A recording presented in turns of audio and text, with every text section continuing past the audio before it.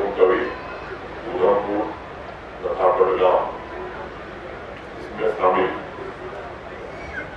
मुझे बताया गया है कि आज के कार्यक्रम की शुरुआत मेरे यहाँ पहुंचने से पहले विद्यार्थियों,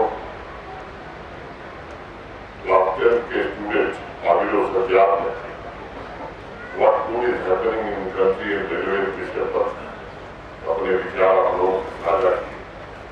मैं उन्हें तथा जिन बच्चों और बच्चियों ने आज पुरस्कार प्राप्त किया है, ऐसे मेधावी बच्चों को जिन्हें मेडल मिला, उन्हें मैं मुबारकबाद देता हूं और उनके जीवन में सफलता की कामना करता हूं। भाइयों बहनों, आज मैं इस बात का और से जिक्र करना चाहूंगा। कई बार जब सालों साल सपने देखकर आंखें थक जाती हैं और एकाएक सपने पूरे होने लगते हैं, तब अपनी ही आंखों पर भरोसा नहीं होता। आज ऐसे एक नहीं बल्कि अनेक सपने जम्मू कश्मीर में पूरे हो रहे हैं। समाज की महत्वाकांक्षा स्वाभाविक रूप से बढ़ी। रोड और रेल कनेक्टिविटी के सेक्टर में तो पिछले 4 वर्षों में जम्मू कश्मीर में अनेक कीर्तिमान स्थापित हुए हैं और निश्चित रूप से यह अभूतपूर्व भी। आपने सुना कि रेलवे हमारे देश की लाइफलाइन है, जीवन रेखा है। पूरी दुनिया की आबादी जितनी है, एक वर्ष में भारतीय रेल उतने यात्रियों को एक गंतव्य से दूसरे गंतव्य तक पहुंचाती है। 5 साल तक मुझे भी रेलवे में रेल राज्य मंत्री के रूप में काम करने का अवसर मिला है। देश के विभिन्न हिस्सों में निजी तौर पर मैं गया हूँ। सामाजिक और आर्थिक बदलाव में और देश की आर्थिक गतिविधियों को बढ़ावा देने में भारतीय रेल का योगदान बहुत ही सराहनीय रहा और सामान्य जन के आवागमन के लिए मैं समझता हूं कि भारतीय रेल से बेहतर सुविधा कोई नहीं। रेलवे की व्यवस्था सुदृढ़ हो, इसका प्रयत्न 2014 के बाद माननीय प्रधानमंत्री जी के नेतृत्व में खास तौर से हुआ। Doubling, tripling, 4th line, railway electrification, स्टेशनों के पुनर्निर्माण, इस काम पर विशेष रूप से बल दिया गया और अनेक ऐसे स्थान जो रेलवे से नहीं जुड़े थे, उन्हें जोड़ने का प्रयास भी रेलवे ने किया। अभी थोड़ी देर में आदरणीय प्रधानमंत्री जी हम सबसे रूबरू होंगे, लेकिन उसके पहले आपने देखा बड़गांव रेलवे स्टेशन में जो होने वाला परिवर्तन, इसके विस्तार और सौंदर्यीकरण के साथ साथ स्टेशन बिल्डिंग के अगले हिस्से का फसाड पूरी तरह से बदला जाएगा। नया गेट, रैंप के साथ 12 मीटर का एक foot overbridge, air condition waiting room, नए वॉशरूम और दिव्यांग भाई बहनों के लिए अलग से शौचालय की व्यवस्था, पार्किंग की पर्याप्त व्यवस्था, प्लेटफार्मों का रिनोवेशन, प्लेटफार्म सेंटर की व्यवस्था और उन्नत लाइटिंग का प्रबंध और रिजर्वेशन के लिए अलग भवन का निर्माण, ये लगभग 16 करोड़ रुपए की लागत से बड़गांव स्टेशन पर यह काम स्टेट ऑफ द आर्ट सुविधाओं के साथ होगा, जिससे स्वाभाविक रूप से रेल के यात्रियों को सुविधा मिलेगी। और मुझे लगता है कि आर्थिक विकास का एक नया केंद्र भी बड़गांव रेलवे स्टेशन होगा। यहाँ डेमू सेट एक्सटेंशन का काम प्रारंभ किया गया है। कश्मीर घाटी में रेल नेटवर्क को सशक्त बनाने की दिशा में काफी प्रयत्न पिछले कुछ वर्षों में हुए। आपको जानकर ये खुशी होगी कि रेलवे बोर्ड ने कश्मीर घाटी के 5 फाइनल लोकेशन सर्वे स्वीकृत किए हैं। इस सर्वे में डबलिंग, बारामूला से बनिहाल रेलवे लाइन की डबलिंग, बारामूला ओली नई रेल लाइन वो 18 अप्रैल को स्वीकृति भारत के रेल मंत्री जी ने दी थी। 3 नई रेल लाइन के नेटवर्क को एक्सप्लोर करने के लिए अवंतीपुरा से शोपियां, सोपोर, कुपवाड़ा तथा अनंतनाग, बिजबेहरा और पहलगांव के फाइनल लोकेशन सर्वे को इसी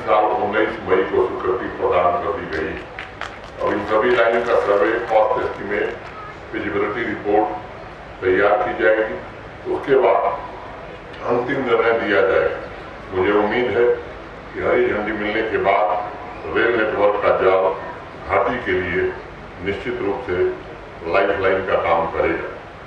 बड़गांव में जिस प्रकार अमृत भारत स्टेशन योजना के तहत सुविधाएं विकसित की जा रही हैं, वैसे ही जम्मू तवी और उधमपुर रेलवे स्टेशन पर भी अच्छी सुविधाओं का निर्माण होगा। जम्मू कश्मीर नई ऊर्जा के साथ आत्मनिर्भर तथा समृद्ध भारत के निर्माण में अपना योगदान दे सकते हैं। सदा है फिक्र तरक्की बुलंद बीनों की, सदा है फिक्र तरक्की बुलंद बीनों की, हम आसमान से लाए हैं इन जमीनों को, हम आसमान से लाए हैं जमीनों को। जम्मू कश्मीर के कोने कोने में तरक्की दस्तक दे रही है। गरीब तबके को जमीन, मकान और आत्मनिर्भर बनाने की व्यवस्था स्थापित की जा रही है। विकास सर्वोच्च प्राथमिकता है। जम्मू कश्मीर में पूरी तरह शांति स्थापित करके आम आदमी को अपने मर्जी से जीने का अवसर प्रदान किया जाए, इसकी व्यवस्था में हम सब लगे। एक पुरानी कहावत है, थोड़े दिन के लिए कुछ लोगों को गुमराह किया जा सकता है, लेकिन सब लोगों को सदैव के लिए गुमराह नहीं किया जा सकता। यहाँ कुछ लोगों ने नागरिकों को गुमराह करने की कोशिश की थी। उनकी ऊर्जा को रचनात्मक कार्यों में न लगाकर जम्मू कश्मीर के बिखराव और पिछड़ेपन के लिए उनका इस्तेमाल किया गया। लेकिन आज यहाँ की आवाम जागरूक हो गई है। नागरिकों ने देखा कि आर्थिक समता और शोषण की समाप्ति ने उनके व्यक्तिगत और पारिवारिक जीवन में किस तरह का बदलाव पैदा किया। आज हर एक नागरिक और खासतौर से नौजवान अपने लिए और अपने परिवार के लिए बेहतर जिंदगी का निर्माण करने में जुटा और इसके कारण जम्मू कश्मीर भी विकास के रास्ते पर आगे बढ़ रहा है और राष्ट्र निर्माण की प्राथमिकताओं में जम्मू कश्मीर का नागरिक भी शामिल हो गया। बिना किसी भेदभाव के उनकी हर आकांक्षा को पूरी करने के लिए जम्मू कश्मीर प्रशासन प्रतिबद्ध है। और एक बात का जिक्र मैं करना चाहूँगा कि आज कनेक्टिविटी की अगर मैं बात करूँ तो माननीय प्रधानमंत्री जी के कारण 1.5 लाख करोड़ रुपए के हाईवे और टनल के प्रोजेक्ट जम्मू कश्मीर में चल रहे हैं। लगभग 3000 करोड़ रुपए की लागत से बनने वाली ये रेल लाइन, जिसका अधिकतम भाग पूरा हो गया, उत्तर रेलवे इसी वित्तीय वर्ष में कश्मीर और कन्याकुमारी से रेलवे से जुड़ जाए।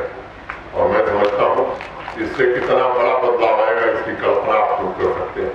और केवल कश्मीर कन्याकुमारी से रेल से नहीं, सड़क मार्ग से भी जुड़ जाए।